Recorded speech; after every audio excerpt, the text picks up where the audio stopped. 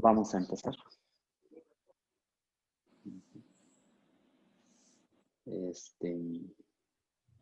Bueno, pues vamos a comenzar. Bienvenidos todos. Es un gusto saludarlos. Este es el seminario de Continuos y Sistemas Dinámicos que vamos a llevar a cabo en estos 3 días. Hoy, martes 6 de octubre, mañana, miércoles 7 y también el jueves 8, a partir de las 4 de la tarde.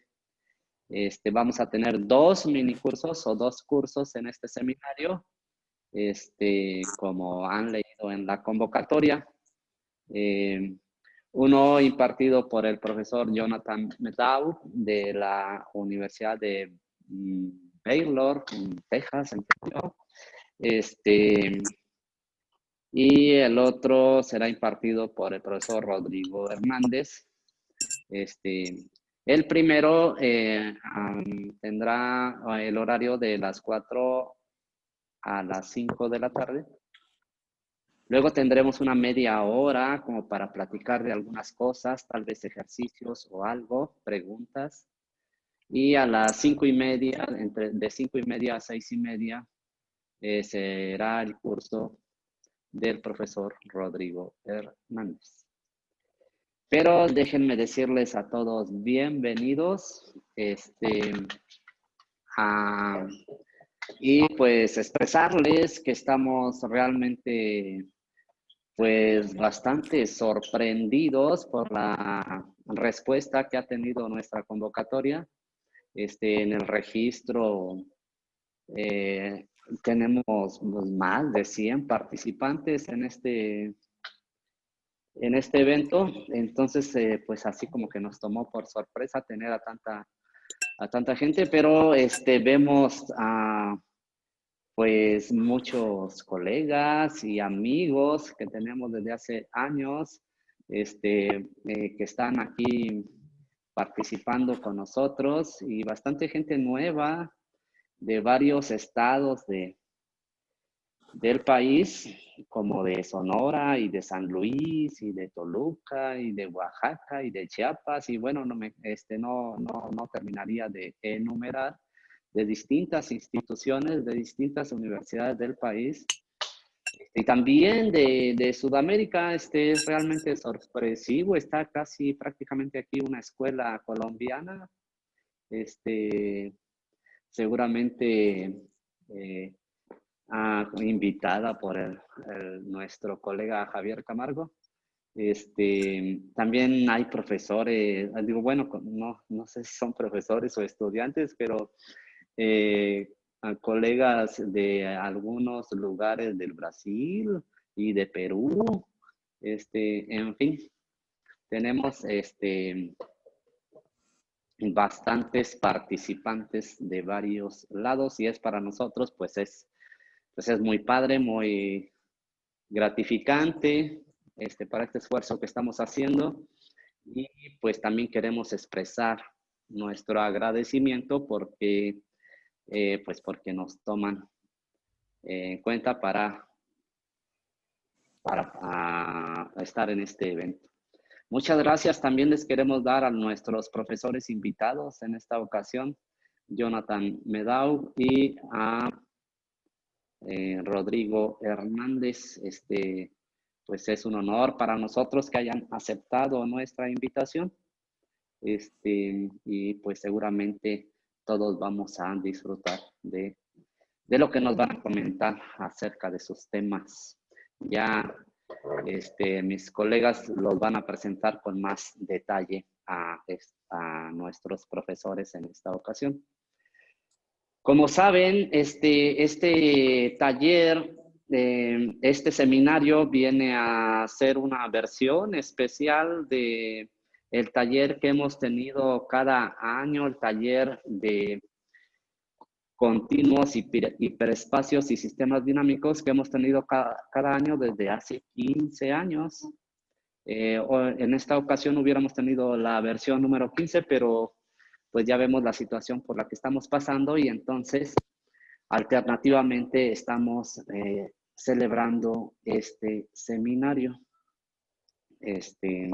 Así, de este modo, en línea. Es la primera vez que trabajamos así.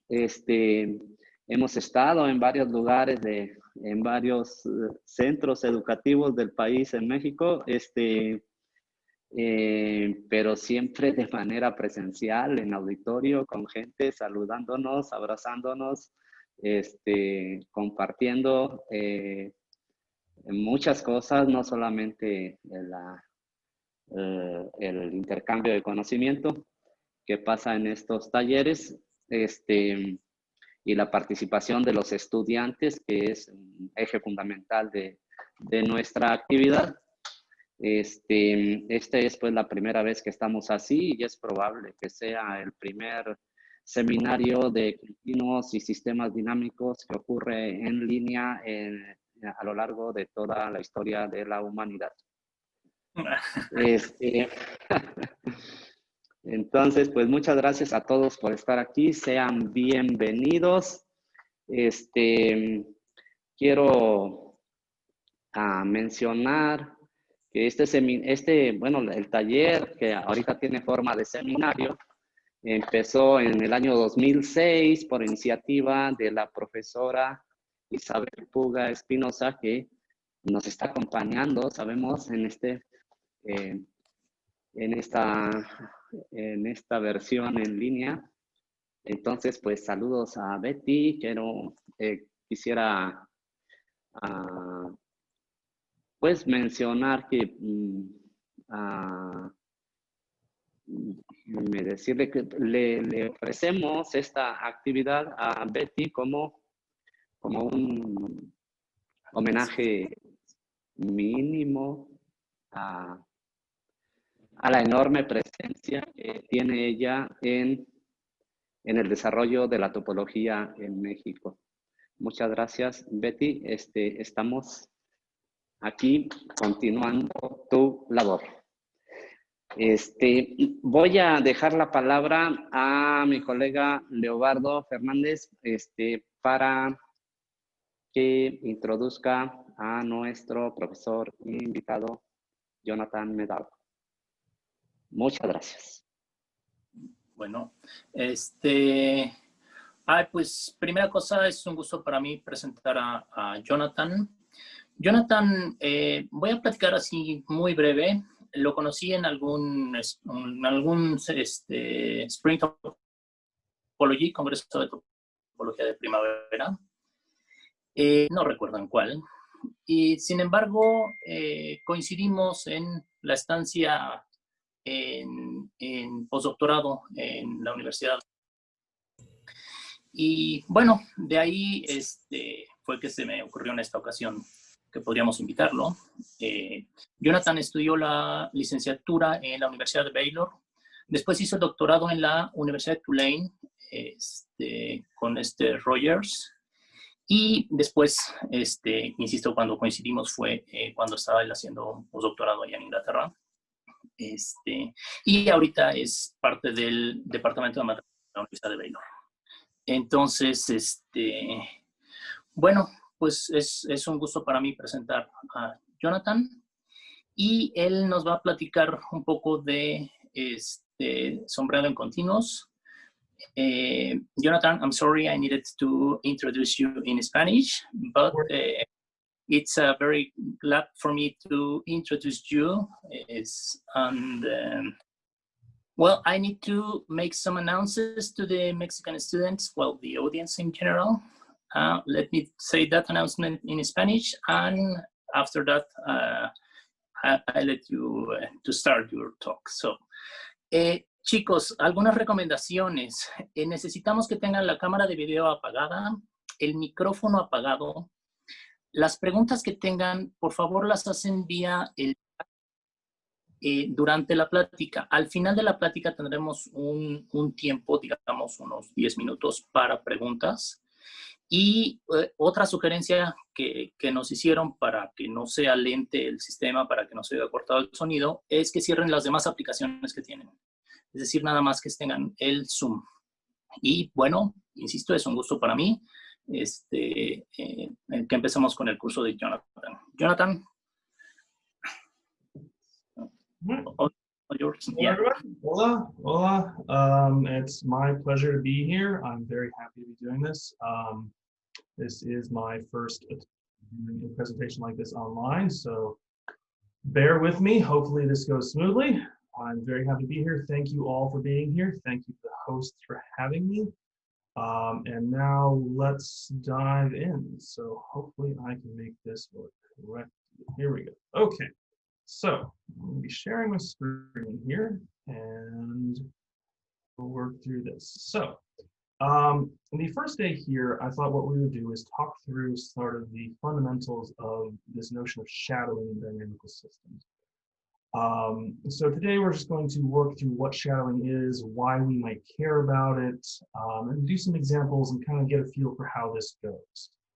All right, so let's go ahead and dive in. So for the purposes of today, a dynamical system consists of a pair XF, where X is a topological space and F is a function from X to X. F will typically be continuous, and for the purposes of today, it will be. But that's not always the case. There are occasions where one might want to consider a dynamical system with discontinuous action.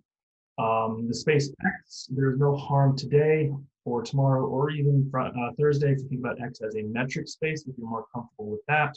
In fact, most of what we're doing is going to be dealing with metric spaces. Okay.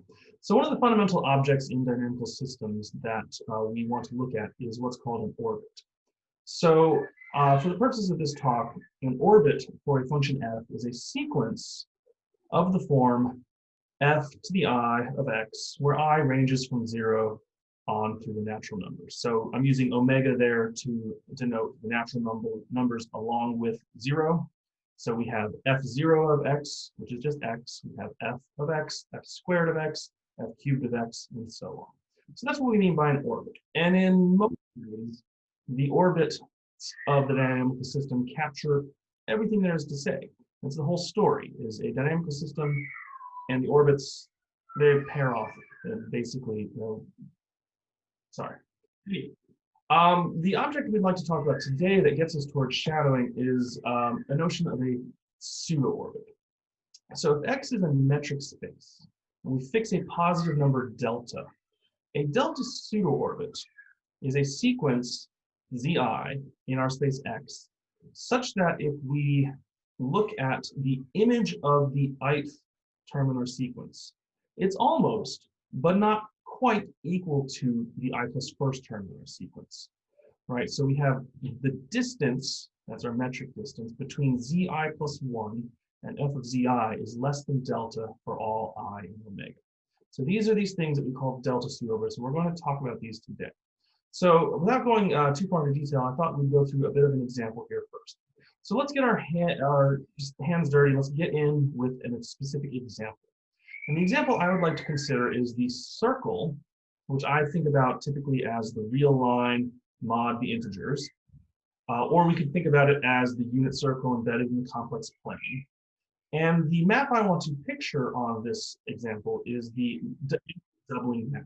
Okay, so the angle doubling map is the map that's going to take, if we're thinking about this in terms of the real line with 0 and 1 identified, it's going to take a number, say a third, double it, give you 2/3. Doubles 2/3 would be 4/3, but we bring it back around to 1/3. Okay. So we're doing multiplication by 2 mod 1, or if we're thinking about the circle embedded in the complex plane, we're squaring numbers. Okay. So for example, here's a picture of an orbit. We might start with the number 1/8. We double that to 1/4. We double that, we get to 1/2. We double that, we get to 0. And then we stay at 0 because 0 stays there. So this is a picture of an orbit for this dynamical system. All right, so what does a pseudo-orbit look like? Well, let's start at 1/7. Okay, 1/7 doubled should be 2/7. Okay, but 2/7 is kind of close to 1/4. Okay? Now 1/4 doubled would take us to 1/2, and 1/2 is, well, it's really close to 1/2. It's actually equal to 1/2, of course. So now 1/2 doubled should get us to 1, but 1 we're thinking about is 0, okay, which is really close to 0. 0 should map to 0 under doubling, which is pretty close to a 16th. And then a 16th should map to an 8th, which is pretty close to a 7th. Okay. So what we have here is a picture of a pseudo-orbit. We start at a 7th. We go to, see if you can see that. Okay. We start at a 7th. We go to a 4th, a half, a 0, 16th, and a 7th. Okay, so this is a delta pseudo-orbit for delta equals, I want to say it worked out to be 1/16. So a fairly small delta, but not particularly small. So it's not quite an orbit. All right. So the question that shadowing addresses, and we're going to start with this motivation today, is this pseudo-orbit representative of some real behavior in the system? Right, so we started a 7th, a quarter, a half, 0, 16th, a 7th, a quarter, 1/2, 0, 1/16, 1/7, 1/4. Cycle through that. Okay? The picture is here. It's, if we were doing arithmetic poorly, we might think that was an orbit. But is that purely an artifact of our bad arithmetic? Or is it actually representative of something that happens? So this example is a bit artificial. Okay? But this is a real problem that we run into if we're doing dynamics on, say, a computer. We're trying to model something. Because on a computer, we have round-off error. We occasionally have other errors built into things. And so we can never be exactly certain that we've calculated things exactly precisely. So anytime we take a computational model of a dynamical system with any amount of reasonable complexity and try to calculate the orbit of a point, we actually end up with a pseudo-orbit. And we'd love to know if it was representative of true behavior or if it could potentially be just an arbitrary thing that just pure round-off error caused. Okay. So that's the question we're going to address today. Is this pseudo-orbit, 1/7, 1/4, 1/2, 0, 1/16, cycling background, is this representative of a real behavior in the angle doubling system? All right. So here's where we're going to define what we mean by shadowing. So for the purposes of this lecture, there are a lot of equivalent things that we could say. A dynamical system, XF, will have the shadowing property. This is sometimes called the pseudo-orbit tracing property, provided that for every positive number epsilon, there is a second positive number delta, such that any delta pseudo-orbit, for any delta pseudo-orbit, Zi, there is a point x in our space so that the orbit of x follows the pseudo-orbit, Zi, within a tolerance of size epsilon. Okay? So the idea here is that we might have a pseudo-orbit where our steps are off by a little bit delta, and as long as for any epsilon, for any error epsilon, we can find a level of precision delta small enough so that if we can be assured that our pseudo-orbit is small enough error calculated, then it should be representative of a real thing. So the idea here, sort of, here's another picture that sort of represents this. This might be a pseudo-orbit of our space, and we'd like to be sure that in red there's a point whose actual orbit follows that pseudo-orbit pretty closely. All right, so that's the shadowing property. Okay, so to come back to our question here, the question is this representative of real behavior? We're going to answer that by showing that there's a point, a number, pretty close to a 7th, whose image is pretty close to a 4th, whose image is pretty close to a half, and the orbit just follows this through pretty closely. All right. So before we get to answering that question, we got to talk about something a little bit related. It's a little bit tangential at the moment, but it will tie back in. And these are things called shift spaces. Okay. So a shift space is a very important model of dynamical systems. So again, there are lots of ways to talk about these. This is just one presentation of this. So for the purposes of today and Thursday, a shift space is going to consist of a finite set raised to the omega power. So we're thinking about infinite sequences with finitely many options each coordinate. Okay, and we're going to take the shift function sigma, which is going to take a sequence, say x1, x0, x1, x2, x3, and chop off that first symbol. Okay, and that's what we call a shift space. All right. So a shift space with alphabet x is a dynamical system. Okay, that is something that let's pretend that line isn't there. All right. So the metric, we want to have a metric on this. The metric here is given by taking two sequences and we determine how far apart they are by tracking where they first disagree and raising 2 to the negative that power. So if these two sequences, xi and yi, agree in no symbols at all, then their distance is 1. Okay. If they agree in the first symbol but not the second symbol, then we declare the distance between the two to be 1/2. If they agree for the first 2 symbols but not the third, then we declare their distance to be 1/4. All right, so a subshift is a closed shift invariant subset of X. So when I say shift invariant, what that means is that sigma of that space is itself. So sigma restricted to that subset is surjective, okay? All right, so one more slide and then I'm going to talk through an example of a shift space very briefly. Okay. So a subshift of X can be associated with a list of forbidden words. Okay, so the subshift is some collection of infinite sequences in my alphabet X. Okay. And if I take a look at that, I can find some collection of finite subwords so that I can determine membership in my subshift by checking to see whether any of these finite words appear in my infinite sequence. Okay, and in particular, given a particular subshift, there are lots of choices of sets of forbidden words, but the most important thing I want to talk about today are what are called subshifts of finite type. So a subshift of finite type is a shift space in which, a subshift rather, where the collection of forbidden words can be taken to be a finite set. So I'm going to switch my screen here really quickly, and we'll just talk through a very brief example of this, just so we can have something to work on. All right, so no, I don't want to do that. Sorry, let me switch to a different thing. Share screen. There we go. All right. So often we start with the nice simple examples. Let's take X to be just 0 and 1. So we're taking an alphabet with exactly 2 symbols. Okay. So if we take, we define perhaps F to be equal to just the very simple set 1, 1. Okay, then XF consists of all infinite sequences that never have 2 adjacent 1s. Okay, so what's that going to look like? Well, that's going to be a whole lot of things. Okay, it's going to have the sequence of infinitely many zeros, right? It's going to have things that look like some number of zeros followed by 1, followed by infinitely many zeros. It's going to have things that look like some number of zeros followed by 1, followed by some other number of zeros, followed by 1, followed by infinitely many zeros, and lots of other things. Okay. So this is an example of a subshift of finite type. All right. So these are sort of the fundamental blocks or a fundamental class of dynamical systems. They're very well studied. They have lots of representations. We could represent them in terms of graphs. We could talk about matrices. But we want to talk about them in the sense of these infinite words. Okay?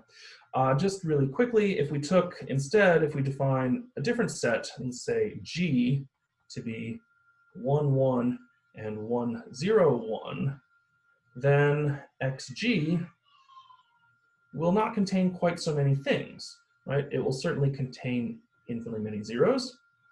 It'll certainly contain any number of zeros followed by 1, followed by infinitely many zeros. And it will contain things that look like this, but this number would have to be more than 1. So let's call it that. And etc. All right. So these are subshifts of finite type. All right. Now, one of the reasons that subshifts of finite type are so important is that they serve as good models for what's called symbolic dynamics. So let's come back to our presentation. All right. So the calculations, I'm not going to work through these, but let's consider the shift space with 4 symbols, 0, 1, 2, and 3.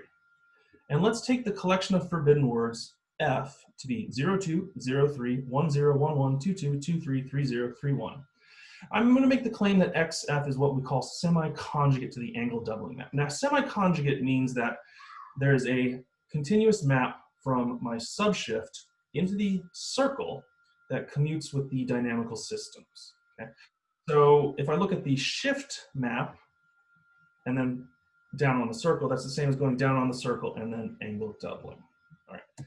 So part of the reason that this is an appealing thing to do is because there's a reasonable way to picture this. Okay? So if I take my circle and divide it up into 4 pieces and label them 0, 1, 2, and 3, if I look at that arc, that red arc labeled 0, if I double that, I would get 0, 1. I would get the whole upper semicircle. Okay? So if I have a 0, I cannot follow it with a 2 or a 3, okay? Which is why 0, 2, and 0, 3 are forbidden. Okay? If I look at arc 1, that blue arc, and I double it, it maps onto the lower semicircle 2, 3. Right? So I cannot follow a 1 with a 0 or a 1 with a 1. Okay? So I forbid 1, 0, and 1, 1. And we go through with this. Now, one of the great reasons this is so great is because if I track through this, I can see that 0 lives here, if I think about this. But if I look at things, another layer on this, so if I look at a point here, say a point right here in this red part, its second image is either in 0 or 1, right? So I can track it like this. So this red arc here, every first coordinate, or rather x, lives in that first thing, but f of x lives in either the blue arc or the red arc. Similarly, over here in the blue arc, if I take a point in there, it lives in the blue arc, but its image lives in either the purple or the yellow. And so we have a situation like this. Okay? So now we see that we can track those intervals by everything in this interval starts out in the 0 arc and goes to the 1 arc next. Everything in the yellow interval over here, 1, 3, starts out in the 1 arc, ends up in the 3 arc, and we could keep going. And if we go through this, what we're going to get is an infinite sequence for every point in our circle that's going to tell us something about the dynamics. Now, part of the reason that this is useful is because it can help us answer our question. Okay, so let's consider the pseudo-orbit 1/7, 1/4, 1/2, 0, 16th, and so on, just cycling back through them. I'm going to make the claim that this is 1/8 shadowed by the point 4/31. I'm not going to justify that with too much detail, but basically the picture is this. Okay? 4/31 lives right there. 4/31 doubles to 8/31, doubles to 16/31, doubles to 32/31, but we modulo 1, so we get 1/31, which goes to 2/31, which goes to 4/31, and cycles back around. All right, and so we see that we have this cycle here. So how does this, why is this the case? Well, this is the case because in this case, if we look at the pseudo-orbit 1/7, 1/4, 1/2, 0, 1/16, and track which subarc that belongs to, its sort of symbolic dynamics are 0, 1, 2, 0, 0, 0, 1, 2, 0, 0, repeating. And we can track pretty easily that 4/31, its orbit does that same pattern. So in this case, we can see that the number 4/31, 1/8 shadows that pseudo-orbit because the pseudo-orbit in question is sort of compatible with the symbolics we've done. All right, so this is just a little picture of some things we might do. It's not quite getting at things, not quite getting the full picture. So in fact, the angle doubling map does have shadowing, but these symbolics don't quite get us there. There are a lot of edge cases, literally edge cases. What do you do if one of your points is on the edge of those two arcs? It's not quite super well defined, so I kind of swept that under the rug a second ago. Okay? And as it happens, the shift of finite type, that subshift, does have shadowing, but as we'll talk more about later, semi-conjugacies don't preserve shadowing. Okay? So we have the angle doubling map. I'm making the claim that it has the shadowing property. So let's see how that might go. Okay, so here's a proof that the angle doubling map has shadowing. So to start with, I'm going to start with the observation that if I fix a point in my circle and some epsilon greater than 0, let's take epsilon less than 1 to get rid of some silly things where we're taking the whole circle. Then if I have a number y, a point y, that is in the ball of radius epsilon/2 around f of x, then f of the closure of the ball of radius epsilon/2 of x is equal to the ball of radius epsilon around f of x contains the ball of radius epsilon/2 of y. Okay, this is something we could track through with fairly straightforward set theory and metric properties. So let's go ahead and write that out really quickly here. So let's clean this up. let's just come down here, right? So if I know that I have a point x, okay, I have f of x over here, okay, and then y is some distance here, and that distance is less than epsilon over 2. Well, that tells me that the ball of radius epsilon over 2 around y, it's not exactly centered, the ball of radius epsilon over 2 around y will contain f of x. Now, if I look at the ball of radius epsilon over 2 around x, so this is a ball epsilon 2 around x, because this is the angle doubling map, provided that epsilon was small enough, if we look at what happens with distances, it literally just doubles distances. So the image of this ball here is going to be the epsilon ball around f of x, which is going to contain the entirety of the epsilon over 2 ball around f of x, around y. Okay. So having made that observation, we can come back to our presentation. Share screen. There it is. All right, and we can make the following thought. So let's now fix an epsilon greater than 0, and again, let's make sure it's less than 1 to avoid some silliness. And let's fix an epsilon over 2 pseudo-orbit xi. So this is any pattern x0, x1, x2, x3, such that f of x1 is within epsilon over 2 of x1, f of x1 is within epsilon over 2 of x2, f of x2 is within epsilon over 2 of x3, and so on. And all we're going to do is we're going to use induction to find for each n a point Zn such that Zn is within epsilon over 2 closure of x0, f of Zn is within the epsilon over 2 of x1, squared of Zn is within epsilon over 2 of x2, and so on and so forth. Now each of those points is going to follow my pseudo-orbit for a finite distance. We need to find a point that follows the pseudo-orbit the entire way. And then what we do is we just take a limit point. This is an infinite subset of a compact metric space. It has limit points. Let's pick one. Let Z be a limit point. And we see pretty easily that that limit point is going to have the property that Fi of Z is going to be within the closure of the ball of radius epsilon over 2 around xi, which is of course a subset of the ball of radius epsilon around xi. In other words, Fi of Z is within epsilon of xi for all I. Okay? So the reason that we went and chose epsilon over 2 to start with is because our limit point was going to be less than or equal to epsilon over 2. We want it to be less than epsilon away from x. So we kind of shrink our attention back. So this is one way that proofs of shadowing often go. In this case, this is a fairly typical example when we have some sort of uniform expansivity. Okay? We know that the ball of radius r around a point maps to the ball of radius 2r around the image of that point. And that gets us a lot of mileage here because we have this covering relation that we had up here in the first bullet point. All right, so the angle doubling map honestly has shadowing, which means that if I fix an epsilon for any epsilon, let's take epsilon to be 1 over 100, then there is a delta such that if I have a almost pseudo-orbit where my errors are all less than that delta, then there's a point whose honest orbit follows that pseudo-orbit with a tolerance of 1 over 100. All right, so not every map has shadowing. So let's look at an example of a map which doesn't have shadowing. Let's consider the circle again, with metric induced by the standard metric on R, or again, we could think about this as a subset of the complex plane. And let's look at, instead of the doubling map, let's just look at a translation. F of x equals 1 plus x mod 1. That's terrible. That should be 1/2 plus x.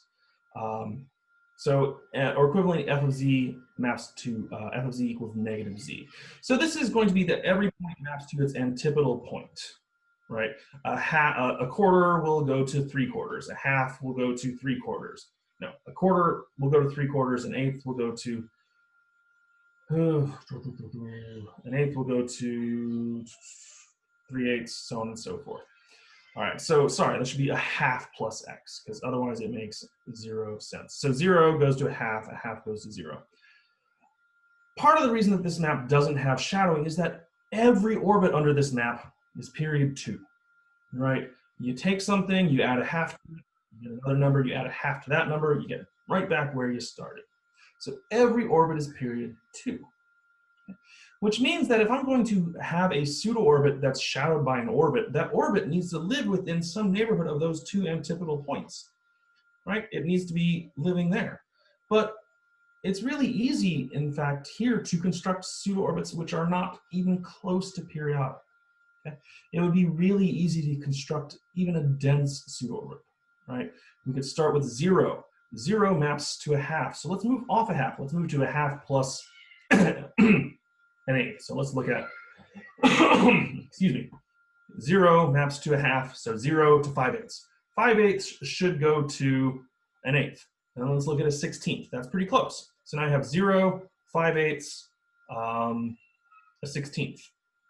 Okay, a 16th should go to, I'm going the wrong way. Long story short, it's not difficult to construct a pseudo-orbit which is dense.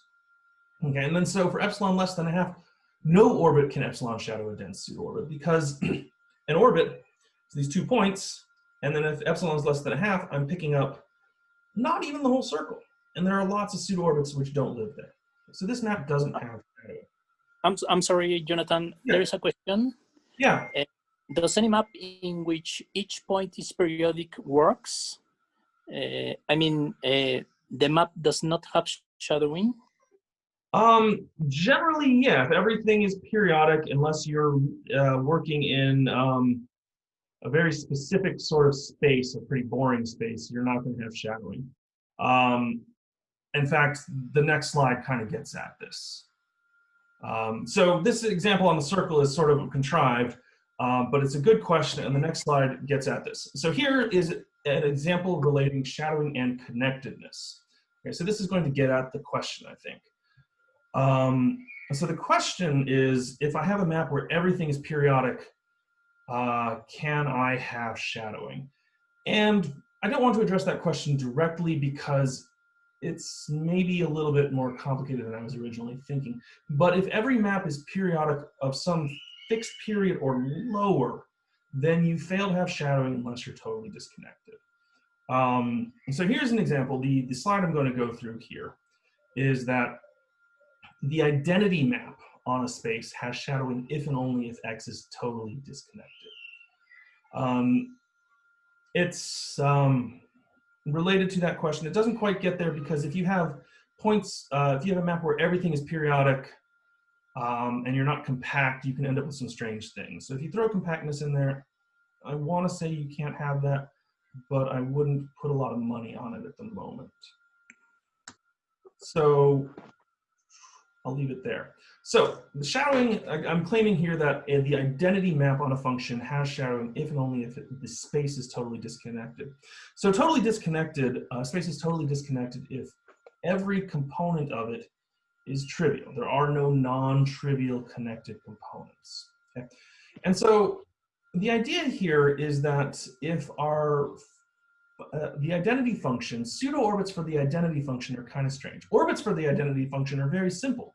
An orbit for the identity function is just a point, that same point, that same point, that same point, that same point. There's no motion for orbits.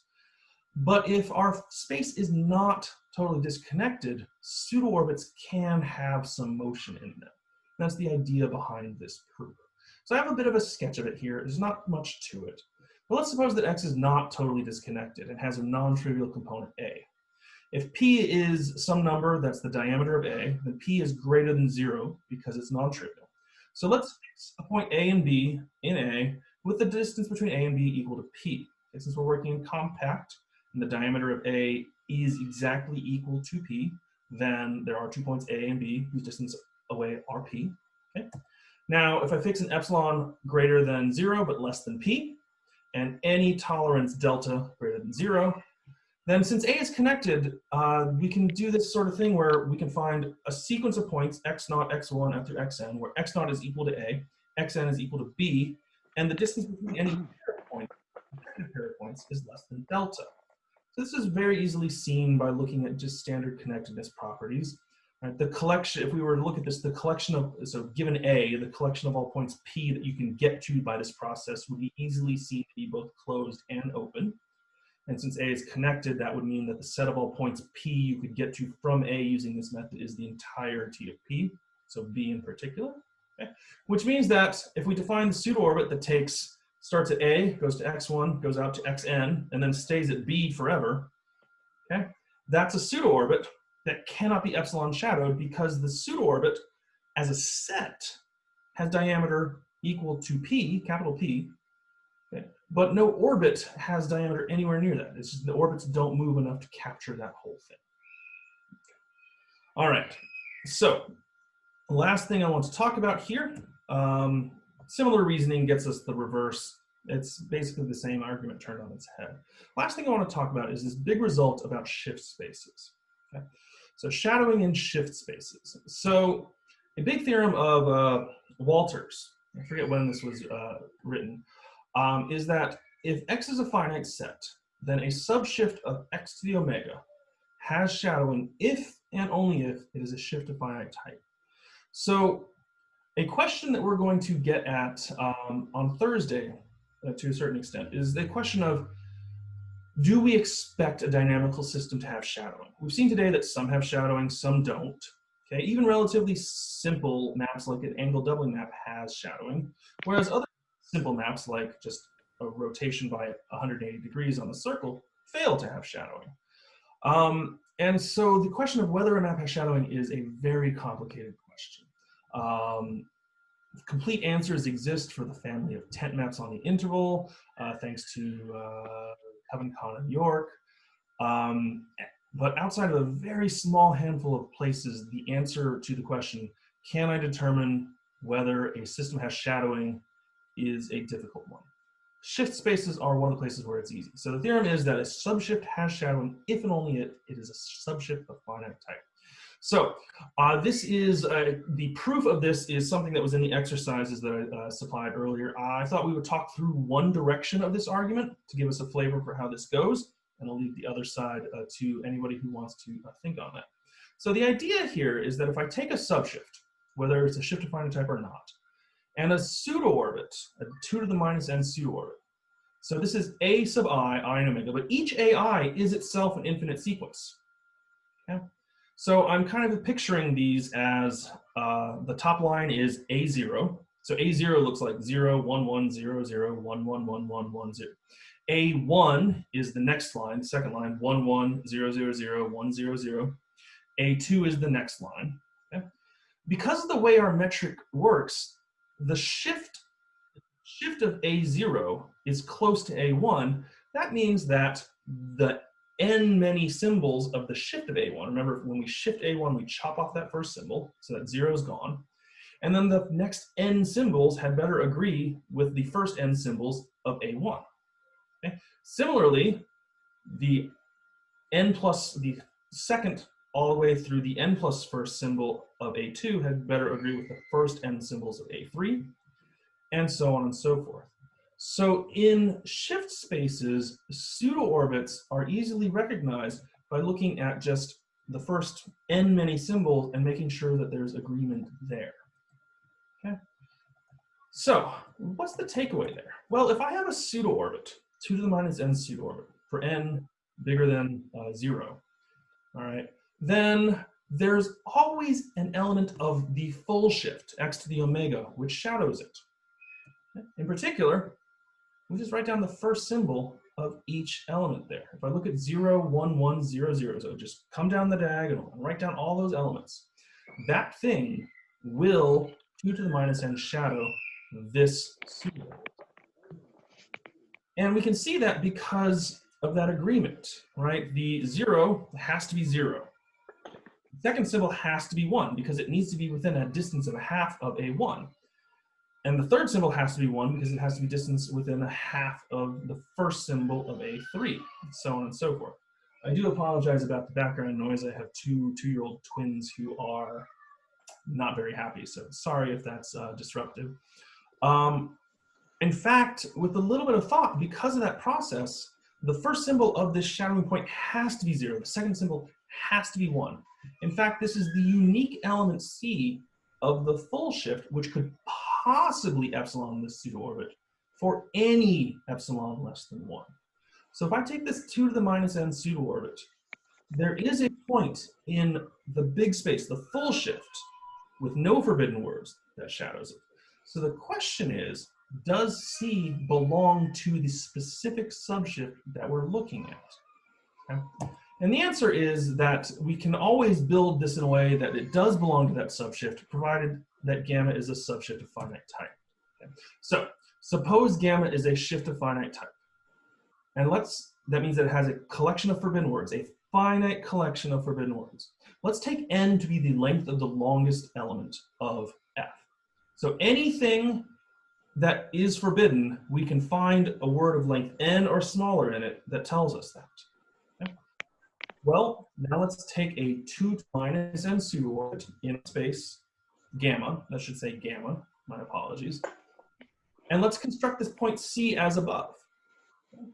Well, if we look at that, then the first n+1 symbols of the ith shift of C correspond to the first n+1 symbols of AI, right? If we come back up here to this diagram here, if we kind of track what's going on there, let's see if I can draw really quick on here. Am I able to annotate this? No. Okay, yes, okay, great. So, right, if I come here, this guy right here has to agree with that, right? And if I started, say, here, those ones have to agree there. Okay. Which means that if I had a word of size n appearing in C, so any word of size n appearing in C appears in AI for some I. Okay. But the AIs were taken from gamma, so they did not have any forbidden words. So what that tells us then is that, in fact, no subword of C is a forbidden word. Okay. So what this establishes, this argument here, is that if I have a subshift of finite type, then it has shadowing. The converse is also true. The argumentation is not so different. There are some tweaks to it. And that is a partial proof of this theorem of Walter's, which is a really, really important characterization in the theory of shadowing. So that's where I wanted to end off for today. Next time, we will talk about connections with shadowing and other dynamical properties. Thursday, I'm planning on talking about answering the question of whether we expect shadowing in dynamical systems on various spaces. But today was just an introduction to the idea of shadowing. So I'm going to open it up to questions if there are any. Happy to field them as best I can. Preguntas.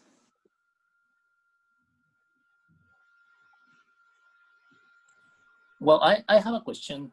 Sure. Is it important the length of the word C? I mean, how many numbers do you have in the word at the beginning, let's say? Okay, so the C and the shadowing proof there. The yeah. C is infinite. C, so you write down this infinite pseudo-orbit where you have the line, and then you go down, you write down the next one, and the next one, and the next one, and the next one, and the next one. Then C will be the first, you just trace the diagonal down. It's an infinite length word. So it's honestly in our shift space. So the shift spaces consist of infinite length words, just the forbidden words are finite length. Okay. There are more questions, let me see them. Oh, can you see the chat? Probably you can read the Yeah, I can see that now. So I see the question about the periodic things. Yeah, so Gerardo, the question of, yeah, if F to the N is the identity, then we have this notion that it should have shadowing if it's not, only if it's totally disconnected. The bigger question of if everything is periodic, I want to say that that is still going to be the case, that you don't have that unless it's totally disconnected, but I don't, like I said, I don't really want to, I wouldn't put any money on it right now because strange things can happen. especially if we're not talking about compact. If we restrict ourselves to the compact case, oh goodness. I think that's true, but I'm not positive. I think it's the case that if everything is periodic, then you don't have shadowing, barring totally disconnectedness. But I will have to look into that some more, and I'll have an answer for that tomorrow, a more thorough one. That is the only question I see, unless I'm looking in the wrong place. Are there any other questions from anyone else? ¿Hay más preguntas, chicos? No. Parece que no. Well, it seems there are no more questions, so let's thank our speaker. I don't know how to do this in this way, but as far as I know, there is here in the chat, you can like clap or something. Okay, agradezcámosle a Jonathan. There we go, we've seen clapping, right. I consider myself, well, thank you all for being here. Hopefully that was a good pace for everyone, and I'll see you again tomorrow. Okay, see you tomorrow. I'm not running off this yet, so, but anyone who's done with me, great, thanks. Okay. Gracias. So, okay.